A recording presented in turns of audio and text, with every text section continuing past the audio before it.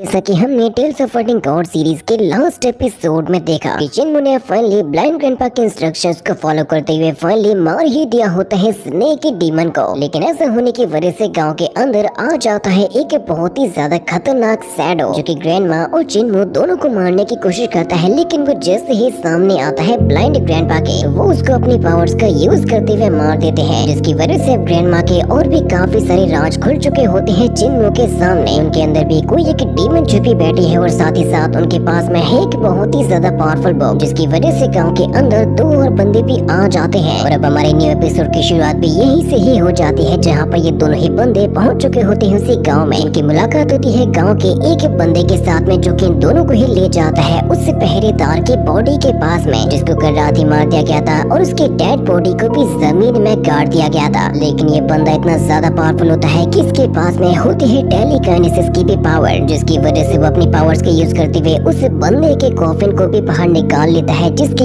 अंदर उसे रखा गया था। क्योंकि असल में ये मास्टर वो सारी की सारी चीजें पता लगाना चाहता था जो कि उसके साथ में कल रात में हुई थी, जिससे कि फिर वो तुरंत ही उसके कॉफिन को खोलता है और उसकी डेड बॉडी को हवा में उड़ा देता है। और साथ ही साथ हमें इस बंदे के बारे में ही बताया जाता है कि ये है असल में हॉल मास्टर मो, जो कि तुरंत ही अपनी पावर्स को यूज करता है और एक ऐसी टेक्निक को यूज करता है जिसकी वजह से इस मरे हुए इंसान की भी मेमोरी को भी रीसेट किया जा सकता था, जो भी कल रात में उसके साथ में हुआ था। उसे दिखाई देता है कि असल में इस पहरेदार की जान गई थी एक ब्लाइंड मैन के द्वारा, जो कि असल में बिलोंग करता है डिसेबल लोगों के गांव से। लेकिन साथ ही साथ उसने इसके साथ साथ और भी कई सारे नजारे भी देखे थे, जहां पर हमें दिखाया जाता है ग्रैंडमा को, क्योंकि वो शैडो ग्रैंडमा के साथ में भी मिलने के लिए गया था, जिसके ऊपर उन्होंने अपनी पावर्स का यूज करते हुए शैडो को मारने की कोशिश तो की थी, लेकिन वो अकेले ऐसा कर नहीं सकते थे, जिसकी वजह से उन्हें सारी की सारी सच्चाई पता चल जाती है कि असल में कल रात का मसला क्या था, किस तरीके से वो स्नेक डीमन को मारा गया और किस तरीके से इस बंदे को जान से मारा गया था। लेकिन अब एक डेड बॉडी के ऊपर इतना ज्यादा खतरनाक स्पेल को कास्ट करने की वजह से ये बॉडी अब इस पावर को संभाल नहीं पा रही थी और अपने आप ही जलने लगती है। तो फिर वो मास्टर मोड दोबारा से अपनी और भी ज्यादा पावर्स को यूज करता है स्नेक डीमन के बारे में भी जानने के लिए। वो स्नेक डीमन तो काफी अच्छे तरीके से अपना काम कर रहा था, बच्चों की सोल को भी एब्जॉर्ब करते जा रहा था। लेकिन उसके साथ में हुए हादसे के बारे में मास्टर मो को अब काफी अच्छे तरीके से पता चल जाता है। लेकिन इतना ज्यादा प्रेशर ये नॉर्मल सी बॉडी संभाल नहीं पा रही थी, जिसकी वजह से इस बंदे की बॉडी के साथ साथ उसकी सोल के ऊपर भी बहुत ही ज्यादा प्रेशर भी पड़ने लगता है, जिसकी वजह से मरे हुए बंदे की भी बॉडी तड़पने लगती है। और मास्टर मो का साथ ही कहने लगता है कि इस बंदे को तो इसकी आखिरी जर्नी पर ही भेजा गया था और आखिरकार इसने अपना काम बखूबी निभाया, लेकिन अब इसका अंत होना तय है। यहाँ तक कि मास्टर मो तो इस बंदे की बॉडी को डिस्ट्रॉय करते हुए ये कहते जा रहा था कि अब इस परिस्थिति में तुम्हारा मरना ही सही होगा, जिसकी बॉडी और सोल को पूरी तरीके से बर्स्ट करने के लिए वो यूज करने लगता है हेल फायर को, जो कि इतनी ज्यादा खतरनाक होती है कि वो इस बंदे की बॉडी के साथ साथ उसकी सोल को भी जला के राख कर देती है और पूरी तरीके से ही खत्म कर देती है। इसकी बॉडी की केवल राख बची हुई थी, जिसे वापस से रख दिया जाता है उसी कॉफिन के ही अंदर, जिसे जमीन में भी गाड़ दिया गया था। इतना सब कुछ करने के बाद मास्टर मो तुरंत यहाँ से चला जाता है और उस बंदे को पता भी नहीं चलता जिसके साथ में लोगों की बातचीत हुई थी। मास्टर मो तभी अपने साथी से कहता है कि अब हम लोगों को यहाँ से जाना होगा डिसेबल्ड लोगों के गांव में। इसके फिर अगले ही सीन में हमें दिखाया जाता है डिसेबल्ड लोगों के गांव को। यहाँ पर हमें साथ ही साथ सुनाई देती है ग्रैंडमा की आवाज, जो कि बुला रही होती है चिन्मू को और वो उससे कहने लग जाती है कि अभी कुछ दिन पहले तुम्हारी पिटाई जिस चिकन ड्रैगन ने की थी, अभी हाल ही में उसने एक अंडा दे दिया है, अगर तुम चाहो तो उसको ले सकते हो। जल्दी से अब तुम्हें यहाँ से जाना चाहिए चिकन हाउस में, उस अंडे को लाकर अपने काम पर भी लग जाना चाहिए, जो कि तुम्हारे लिए जरूरी है। जिससे कि चिन्मू तुरंत ही उनकी बात को सुनता है और कहता है कि ठीक है ग्रैंडमा, मैं तुरंत ही जाता हूँ और उस चिकन ड्रैगन के अंडे को लेकर आता हूँ। लेकिन ये बात तो चिन्मू ने भी नहीं सोची थी कि वहाँ पर उसके साथ में क्या होने वाला है, क्योंकि जैसे ही चिन्मू यहाँ से निकल जाता है तो चिकन हाउस में जाते ही वो तो वहाँ का नजारा देखकर ही चौंक जाता है, क्योंकि उसके सामने रखा हुआ होता है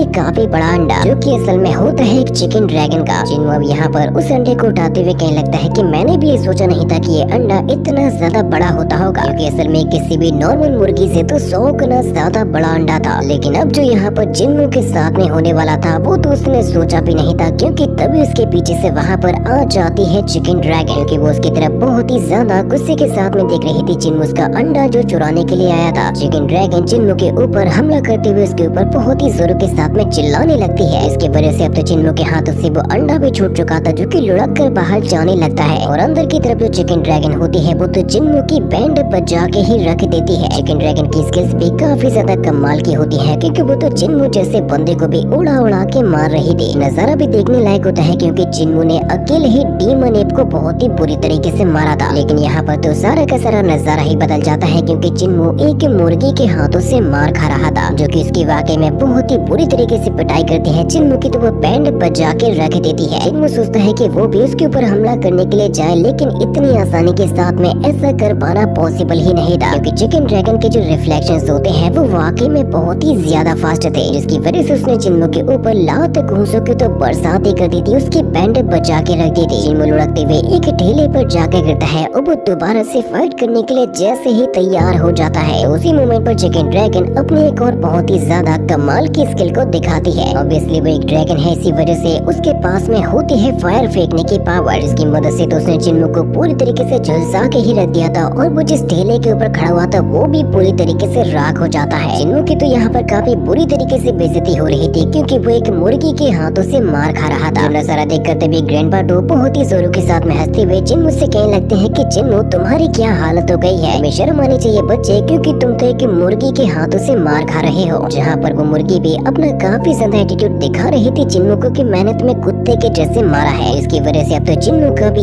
ईगो हर्ट हो चुका था और वो कहने लगता है आखिर मैं कैसे एक चिकन ड्रैगन से हार सकता हूँ जो कि इतना भी ज्यादा बड़ा नहीं है। इसी वजह से वो कुछ और भी टेक्निक्स को सीखने के लिए तुरंत यहाँ से भाग कर चला जाता है और कहता है कि मैं बहुत ही जल्द कुछ और टेक्निक को सीख के भी आऊंगा और तुम्हें बहुत ही बुरी तरीके से मारूंगा। मेरे नाम की जो इतनी ज्यादा बेइज्जती हो चुकी है मैं उसको भी बहुत ही जल्द धो लूंगा। जिसको यहाँ से भागते हुए देख लेती है ग्रैंड माँ, जिन्हें हमेशा ही चिंता रहती है जिन्मू की, क्योंकि वो असल में अब यहाँ से जा चुका होता है जंगल के अंदर, जहाँ से जब जिन्मू जा रहा था तो उसी मोमेंट पर उसको फील होता है जैसे कि कोई तो है जो कि जिन्मू का पीछा कर रहा हो, लेकिन उसे अपने पीछे कोई भी नजर नहीं आता। जैसे कि फिर तुरंत ही जिन्मू यहाँ से बेफिक्र होकर जाने लगता है, लेकिन वाकई में उसके पीछे कोई तो आ रहा था जो कि उसका पीछा कर रहा है। इसके बारे में जिन्मू समझ जाता है और फिर हमें वहीं पर एक हिरन को भी दिखाया जाता है जो कि असल में छुपते छुपाते जिन्मू के ऊपर नजर रख रही थी। जिस मोमेंट पर तभी जिन्मू चिल्लाता है, जिससे कि वो हिरन तुरंत ही जिन्मू को देखने के लिए वहाँ पर आ जाती है। तो फिर तभी जिन्मू लटकते हुए कहता है ग्रैंड माँ, मैं जानता था कि आप मेरे पीछे जरूर से आओगे। जिससे कि वो हिरन कहने लगती है कि हाँ बच्चे, मुझे तो ये पता भी नहीं था कि तुम मेरी सच्चाई के बारे में पता लगाना भी सीख चुके हो, क्योंकि असल में ये हिरन के रूप में होती है उसकी ही ग्रैंड माँ, जो कि बस जिन्मू से छुपने के लिए यूज कर रही होती है एक हिरन की स्किन को। जिन्मू उनसे कहता है कि ग्रैंड माँ आप चिंता मत कीजिए और यहाँ से वापस लौट जाइए, आप ये जानते हो कि मैं अच्छे तरीके से अपना ख्याल भी रख सकता हूँ। जिससे कि फिर जिन्मू तुरंत यहाँ से काफी तेजी के साथ में जाने भी लगता है। जिन्मू यहाँ से जा तो रहा था लेकिन ग्रैंड माँ इतनी आसानी के साथ में उसका पीछा नहीं छोड़ने वाली थी। जिन्मू तभी काफी ज्यादा रफ्तार के साथ में पानी के ऊपर से होते हुए भी जा रहा था, जिस मोमेंट पर हमें वहीं पर पानी पीते हुए दिखाया जाता है एक जंगली भैंसे को, जिसको देख के जिन्मू रुक जाता है और ये कहने लगता है कि ग्रैंड माँ आप जानती हो कि मैं अपनी देखभाल कर सकता हूँ, इसी वजह से आप मेरी चिंता मत कीजिए। क्योंकि जिन्मू को ऐसा लग रहा था जैसे कि ग्रैंड माँ इस भैंसे के अंदर हो, लेकिन ये बात सुन के वह भैंसा भड़क जाता है और तुरंत ही पीछे जाने लगता है जिन्मू के, जिससे कि जिन्मू कहने लगता है कि अरे मैं तो गलत समझ रहा था, ये तो मेरी ग्रैंड माँ है ही नहीं। इसी वजह से वो तुरंत ही अपनी नाइफ को निकाल लेता है उसी भैंसे के साथ में फाइट करने के लिए, उसको जान से मारने के लिए। नजारा देख के वह भैंसा तुरंत ही जिन्मू के सामने रुक जाता है और यहाँ से चला जाता है, क्योंकि असल में वो और कोई नहीं बल्कि ग्रैंड माँ ही होती है जो कि भैंसे की स्किन को यूज कर रही थी। अब वो यहाँ से जाते हुए जिन्मू से कहती है कि जरा अपने आप को बचाना और जल्दी से जल्दी विलेज में वापस लौट के भी आ जाना। लेकिन अभी भी जिन्मू को इस बात पे यकीन नहीं होता कि ग्रैंड माँ यहाँ से चली जाएंगी और वो उसका पीछा नहीं करेंगे। उसे ये पता होता है कि चाहे कुछ भी हो जाए लेकिन ग्रैंड माँ उसके पीछे जरूर से आएंगे। जिससे कि जिन्मू तुरंत ही उछलते कूदते यहाँ से दूसरी तरफ जाने लगता है और फिर हमें अगले ही सीन में दिखाया जाता है विलेज के एंट्रेंस को, जहाँ पर एक स्टोन स्टैचू होता है और साथ ही साथ पहुँच चुके होते हैं वही लॉ एनफोर्समेंट एल्डर्स, जो कि यहाँ पर असल में लेने के लिए आए होते हैं अपने लीडर की वाइफ को, जो कि असल में छुपी हुई है ग्रैंड माँ के अंदर। जिस मोमेंट पर फिर तभी वहाँ पर आ जाते हैं फार्मासिस्ट ग्रैंडपा के साथ में विलेज चीफ ग्रैंडपा, जो कि ये कहने लगते हैं कि आप यहाँ पर जिसको भी खोज रहे हो वो नहीं मिलेंगे। ना तो यहाँ पर किसी की बीवी रहती है और ना ही यहाँ पर किसी के बच्चे रहते हैं। जो कोई भी डिसेबल्ड लोगों के गाँव में एक बार ज्वाइन कर लेता है उसका बाहरी दुनिया से कोई भी संपर्क नहीं रहता। इसी वजह से मैं तो आप लोगों से यही कहूँगा कि आप लोग यहाँ पर गलत शख्स की खोज में आए हो। जो बात सुन के वो एलर कहने लग जाता है कि दोबारा मिलके तुमसे अच्छा लगा चीफ, लेकिन अब तुम मुझे ये बताओ जरा कि क्या तुम्हें वाकई में फर्क नहीं पड़ता कि बाहरी दुनिया में क्या होता है और क्या नहीं? क्या तुम वाकई में बाहरी दुनिया से कोई भी संपर्क नहीं रखते हो? तुम भी इस बात को काफी अच्छे तरीके से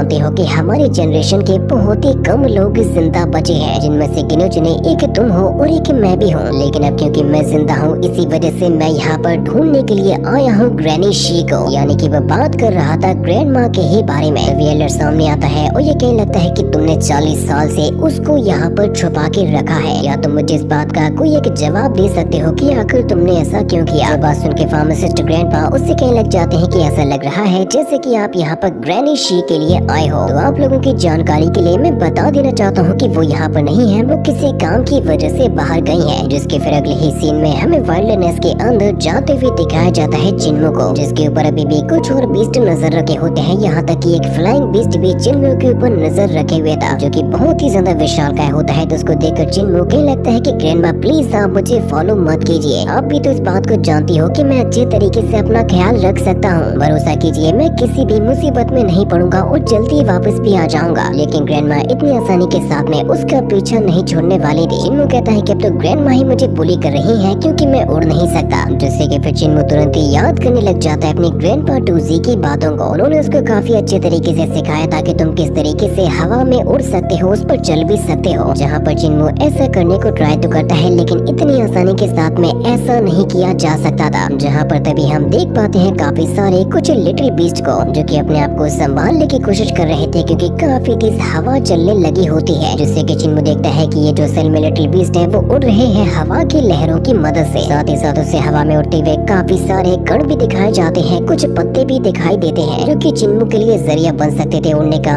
और वो वाकई में ऐसा कर भी पाता है, जिसकी मदद से फाइनली वाकई में चिन्मू यहाँ पर उड़ना भी सीख चुका था, हवा के ऊपर वो चलना भी सीख चुका था, जो चिन्मू के लिए भी बहुत ही कमाल की बात होती है। इसी वजह से वो ग्रैंडमा से कहता है कि अब आप मुझे पकड़ नहीं पाओगे। इसी वजह से ग्रैंडमा अब आप यहाँ से वापस लौट जाइए। और वाकई में जो फ्लाइंग बीस्ट होता है वो कोई और नहीं बल्कि ग्रैंडमा ही होती है। वो सोचने लगती है कि आखिर ये बच्चा कहाँ पर चला गया। लेकिन इतनी आसानी के साथ में ग्रैंडमा चिन्मू का पीछा नहीं छोड़ने वाली थी। इसके आगे की स्टोरी हम देखेंगे नेक्स्ट पार्ट।